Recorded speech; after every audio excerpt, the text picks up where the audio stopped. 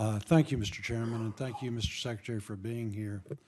We appreciate your continued commitment to serving veterans. I know that you're working very, very hard in that direction. We've seen reports detailing challenges veterans face when using the GI Bill. In some instances, the VA underpaid some 340,000 GI Bill beneficiaries for their housing allowance. In your testimony, you mentioned that IT challenges contributed to the situation and that there's ongoing tests to find a suitable solution. When can we anticipate the conclusion of the testing, and how quickly will a solution be implemented? Also, in the meantime, what is the plan and subsequent timeline for compensating those students who were underpaid? And will any student who received an overpayment through no fault of their own, are we going to go back and are they going to face a debt owed to the VA? Senator, the GI Bill issue is an important one. In the issue of full disclosure, my son uses the post 9/11 GI Bill. Let me tell you what has happened in terms of benefits flowing to beneficiaries. The housing payments are still going out. What is not going out is the increase, the cost of living increase, which comes out at about 0.5%.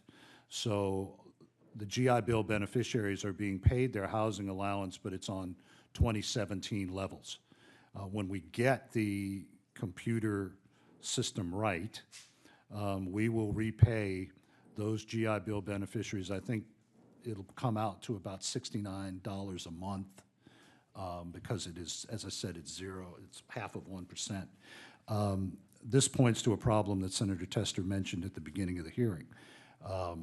We received the instructions from Congress on the Colmary Act, and those instructions were, they attempted to implement them on a 50-year-old computer system. And even something as simple as changing the percentages broke the system. It is part of a larger issue that we have to get right. But I will also say that one of the benefits of the GI Bill that this committee worked on, and it's a good news story, is those veterans, both active and veteran, who are part of a college program or a pay-for-fee program that fails, we will not penalize them, we will make them whole. They will not lose those months. We will make sure that they can get the best education that they can. And that's the other part of the story that we're working on. Very good. As Senator Heller mentioned, the President signed the VA Milcon bill. In it was included $1.25 billion more than the VA requested for medical services and medical community care. The new legislation requires the department to provide monthly reports to the committees, identifying obligations for the medical community care program against available appropriations, as well as anticipated funding needs based on the developing program structure. As you noted, the Mission Act provided $5.2 billion to continue the CHOICE program through June 6, 2019. Based on the VA's current estimates, is this funding combined with the recent appropriation sufficient to support medical community care through the fiscal year? If not, how does the VA intend to address any possible shortfall? Yes, sir. I will tell you, I believe it's sufficient for this fiscal year.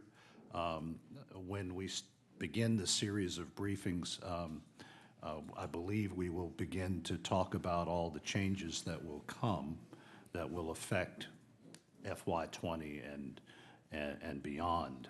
But no, I believe it's sufficient right now. We have to get a handle on, as Senator Tester sent to me in a letter, I believe, last week, overpayments and underpayments, which affect community care.